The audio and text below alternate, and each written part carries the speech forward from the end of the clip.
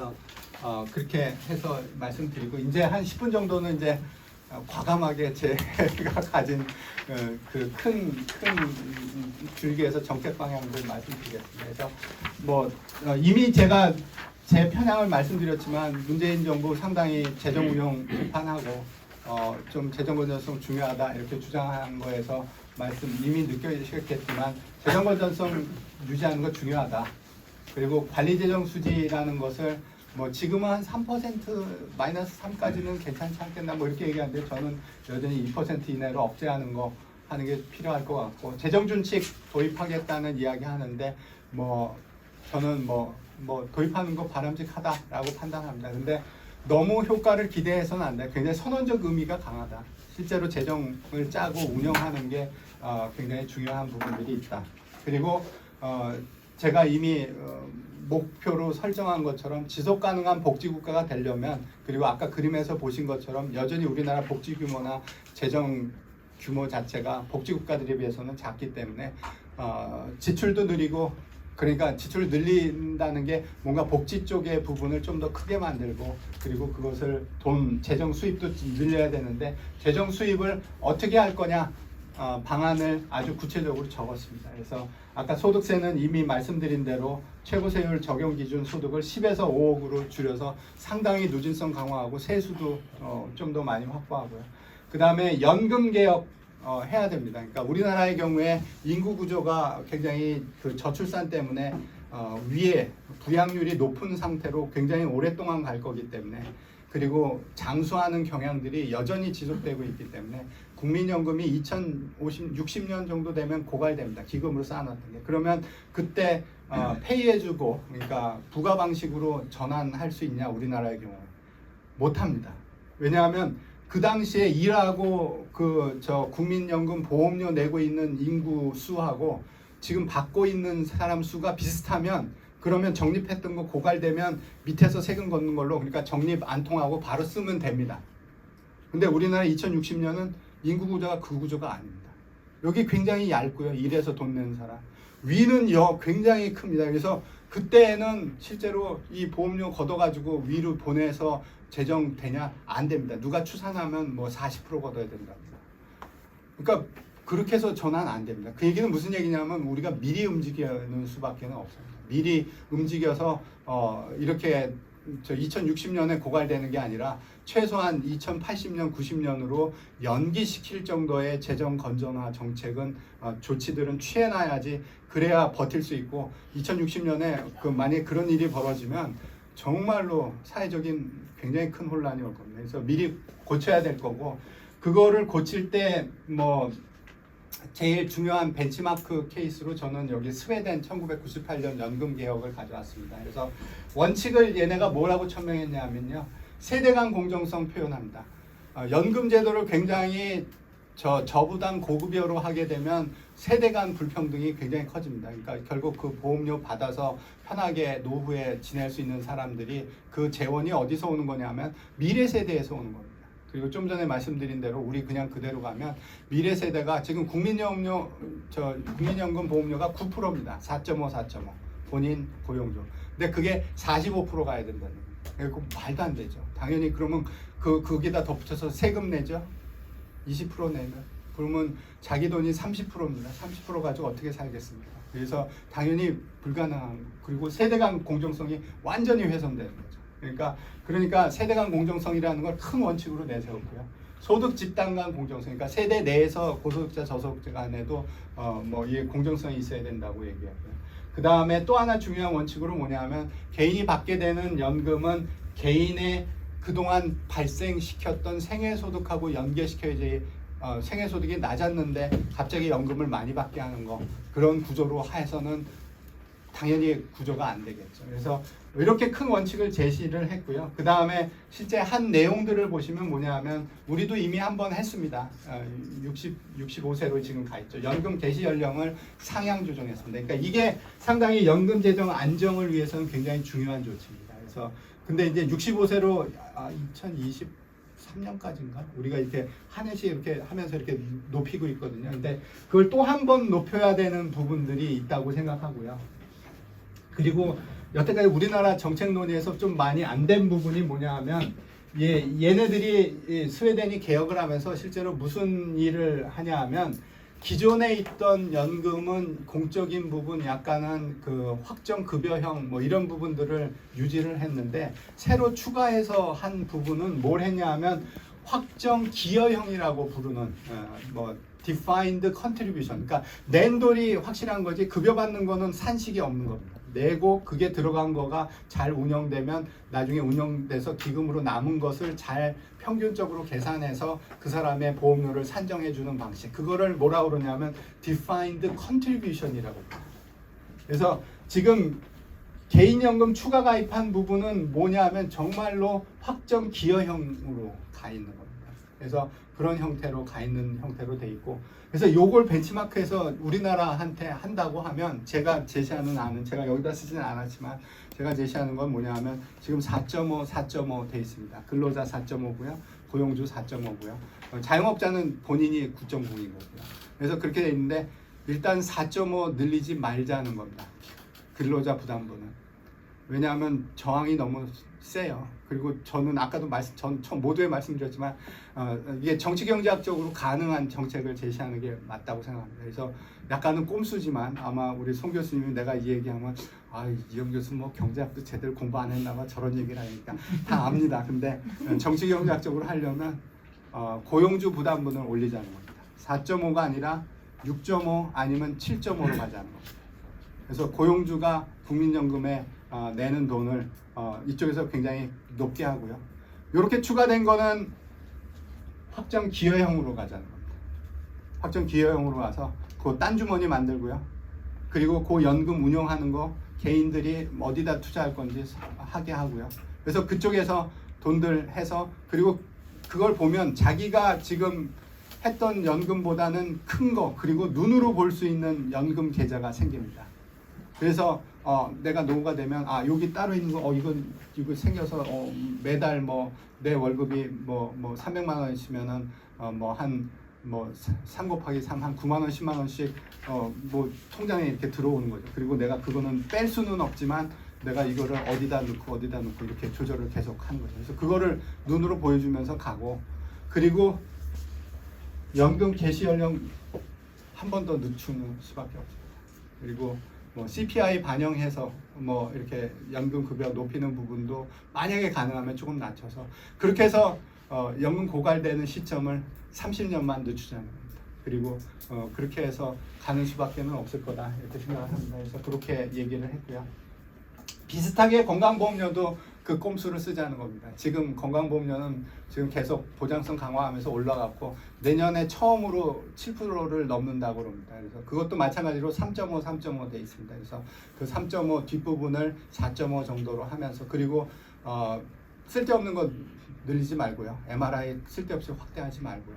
뭐 정말 필요한 보장성 강화하면서 그러면서 가야 될 거다 이렇게 주장을 하고 있습니다. 그래서 법인세는 25에서 22 가는 거 가자는 겁니다. 그리고 전체적으로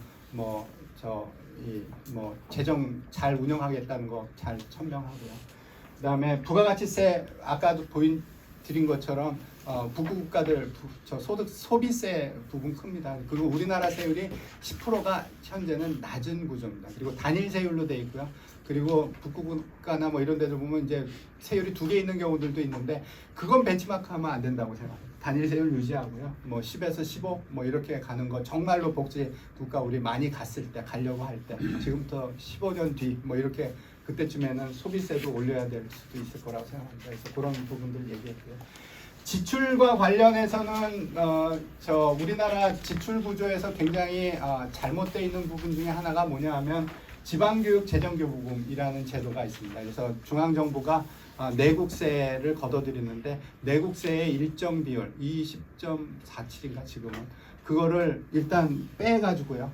그게 한 40조, 50조 정도 됩니다. 그러면 빼가지고 그걸 어떻게 하냐면 딴 데는 절대로 못 쓰고요. 그거를 교육청으로 내려보냅니다. 그러면 그 교육청이 그 돈을 가지고 초중고 교육을 에다가 쓰는 거죠. 교사 월급도 주고 시설도 유지하고 교육과정도 운영하고 뭐 방과후학교도 하고 뭐 이렇게 하는 걸로 쓰는 게 교육재정교부금입니다. 그리고 이게 최초로 도입된 게 1959년입니다. 59년. 그러니까 그때는 의무교육 무슨 이렇게 이름으로 들어왔고 70년대에 이름이 이제 지방교육 재정교부금으로 바뀐 거고요. 그리고 교육계에서는 무지무지 중요시하는 제도입니다. 이거는 절대로 우리는 무슨 일이 있어도 못 내나 하는 부분이고요. 요율 못 내려놓겠다 하는 거죠.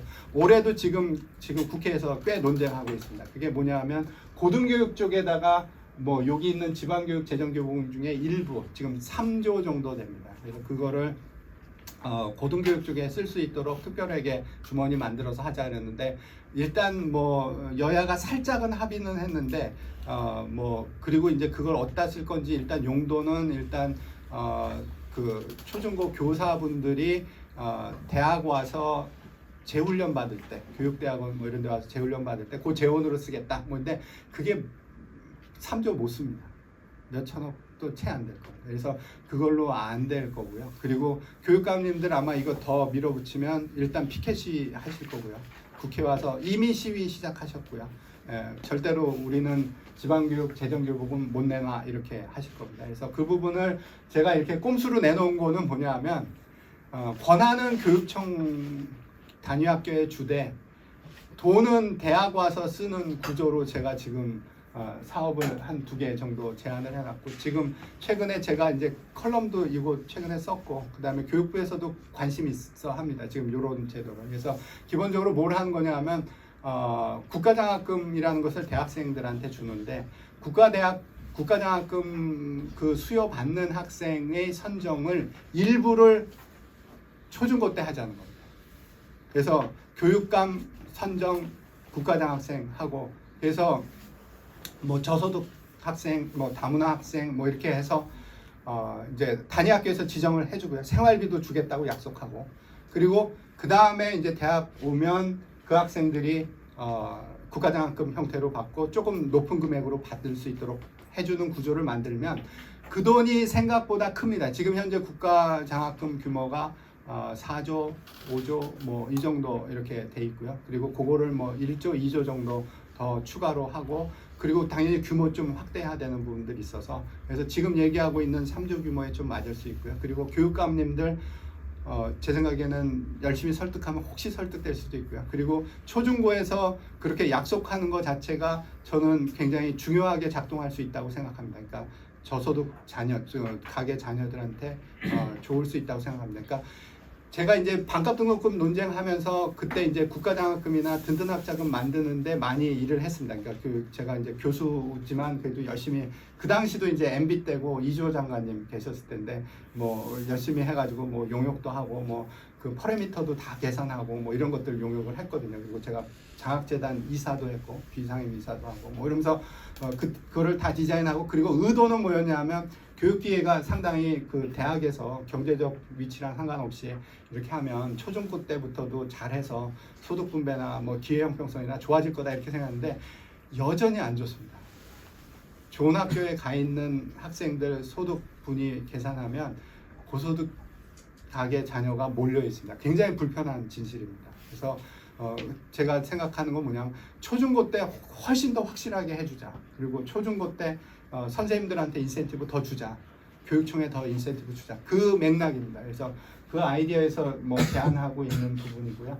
그 다음에 또 하나 이제 대학들 자율화시키는 거 해서 대학 재정 지원하면서 평가하는 거 다 없애자. 그리고 대신에 뭐 하는 거냐 하면 국가장학금의 간접비를 설정합니다. 25% 이렇게 설정해서 평가 없이 학생들 대학별로 학생 수 있습니다. 분위별로 다 있습니다. 국가장학금 그 지원하는 거 액수 다 있습니다. 그러면 그거에 25% 산정해서 대학 본부한테 주자는 겁니다. 그러면 대학 본부가 자신들이 원하는 특성화가 됐든 입시가 됐든 아니면 무슨 산학이 됐든 거기다 쓸 수 있게 자율적으로 그렇게 하면 굉장히 자율성도 강화되고 그리고 평가도 없어지고 그리고 맨날 우리가 우리가 얘기 들면 우리 이런 모임에서 이렇게 이거 중요해 그러니까 사업 하나 만들어가지고 이렇게 해가지고 하면 대학들이 따라오는 듯 시도합니다. 평가 지표 다 맞추고 사업 끝나면 제자리로 갑니다. 그런 거 몇 번 경험했습니다. 그러니까 그렇게 하지 말고 정말 대학 스스로 움직이고 스스로 그냥 유지할 수 있는 시스템으로 재정 지원 바꾸자. 그래서 지금 요거 얘기를 하고 있습니다. 그러니까 지금 뭐 굉장히 단순한 지표 하나 말씀드리면 OECD 1인당 교육비를 초중고에 대해서 계산하면 우리나라가 135%입니다. OECD 평균보다 35% 더 씁니다. 대학에 대해서 1인당 교육비를 OECD 평균 1인당 교육비에 대비하면 67%입니다. 3분의 1 작습니다. 지금 현재는 그런 상황을 했습니다. 그 이유는 지방교육 재정교부금 플러스 반값 등록금 때문에. 그러니까 이거를 이제는 좀 바꿔야 될 때다. 그래서 이런 얘기 써놨고요. 그 다음에 사회 서비스 아까 말씀드린 대로 했고요. 부모급여 도입한 거 뭐 저는 찬성합니다. 그러니까 뭘 해도 출산율 낮아지고 있고 월 70만 원 아니면 이후에 100만 원 2년 동안 출산 후 주는 거 맞다고 생각합니다. 그래서 그리고 기초연금 관련해서는 이제 하나 더 말씀드리면 그러면 제가 아까 말씀드리면서 막 뭔가 좀 뭐 자기 책무성 굉장히 강조하고 뭐 그러니까 뭐 우리 뭐 기초연금 혹시 반대할 거다 이렇게 생각했는데 저는 굉장히 찬성하는 사람입니다. 기초연금. 근데 다만 이거는 과도기적 조치다라고 주장을 합니다. 그리고 우리나라 어떤 정책사 이렇게 보게 되면 제일 잘못한 거 2개 하면 저는 하나는 가족계획 쓸데없이 늦게까지 해가지고 출산율 낮추는 데 일조한 거고요. 그거보다 더 근본적이고 더 잘못한 게 뭐냐 하면 국민연금 늦게 도입한 겁니다. 국민연금을 최초 입법한 게 1973년입니다. 근데 그때 뭔 일이 있었냐 하면 석유 파동이 납니다.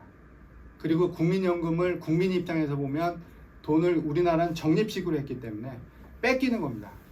석유 파동 나서 살기도 어려운데 이거를 빼서 돈을 뭐 2% 3%를 뺏어간대 내 월급. 그러니까 인기가 없기 때문에 그때 어떻게 하면 입법까지 해놨다가 그거를 연기시켜 버립니다.